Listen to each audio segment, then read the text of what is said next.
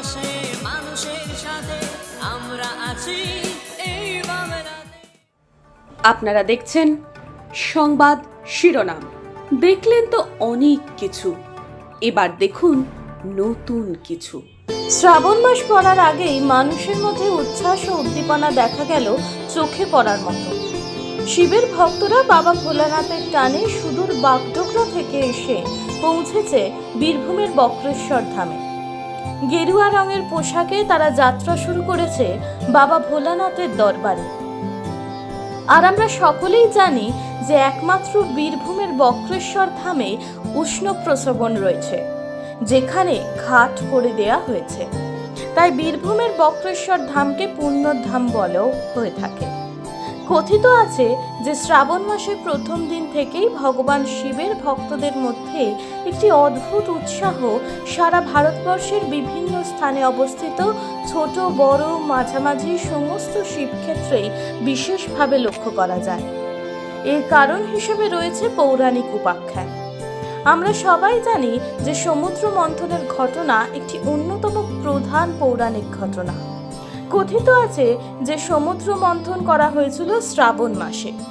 মন্থনকালে ঐরাবত উচ্চৈশ্রবা প্রভৃতির সাথে সাথে যে সকল খারাপ জিনিস উঠে এসেছিল তার মধ্যে সবচেয়ে তীব্র হল বিষ বা হলাহল। তা সবচেয়ে ভয়ানক। দেবতাদের মতে ওই ভয়ানক বিষ সমস্ত পৃথিবীর জীবকুলের সব থেকে বেশি ক্ষতি করতে পারত। এমত অবস্থায় সবাই দ্বারস্থ হলেন দেবাদিদেব শিবের। শিব যে অবস্থায় ছিলেন সেই অবস্থায় তৎক্ষণাৎ হলাহল পান করতে উদ্যত হলে ওই বিষের প্রভাবে যখন কাতর হয়ে পড়লেন, তখন মহাদেবী পার্বতী শিবের গলার মধ্যে প্রবেশ করলেন এবং শিবের কাতরতা দূর করলেন। তীব্র বিষ তার কণ্ঠে প্রবেশ করার জন্যই শিবকে নীলকণ্ঠও বলা হয়। তখন অন্যান্য দেবতাবৃন্দ দেবাদিদেবের শিবের সুস্থতার জন্য গঙ্গার জল নিয়ে তার অঙ্গ সিঞ্চিত করতে লাগলেন। এই পৌরাণিক উপাখ্যান দ্বারা অনুপ্রাণিত হয়ে এখনও শিবের ভক্তরা শ্রাবণ মাসে শিবলিঙ্গের ওপর বিভিন্ন উপাচার সহ গঙ্গার জল বা অন্য কোনো পবিত্র উৎস থেকে জল নিয়ে ঢালে। কারণ দেবাদিদেব শিব ছাড়া আর অন্য কারো সাধ্যই ছিল না ওই তীব্র হলাহলের থেকে জীবকুলকে রক্ষা করার।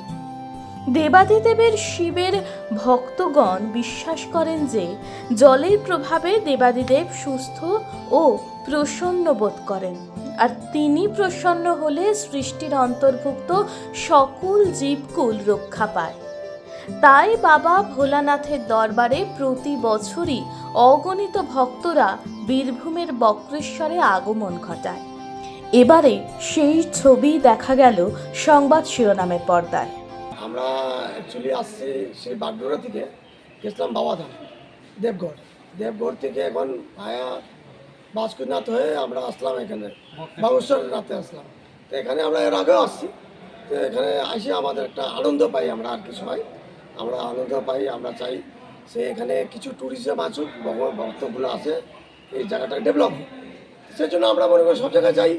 এখানে আসা বক্তব্যটা এটাই যে আমরা সবাই মিলে সবাই আনন্দ করি। ভক্তগুলোকে যারা আছে তাদের জন্য ভান্ডারা করি, সবাইকে খাওয়ানোর জন্য বাচ্চাগুলো এখানে আছে। আমরা যখনই আসি তখন ওনারা বলেন আমাদেরকে কিছু করেন, সেই জন্য আমরা এখানে ভান্ডারা একটা প্রোগ্রাম করে রাখছি। আমরা সবার জন্য বাচ্চারা খাক, সবাই খাক এখানে।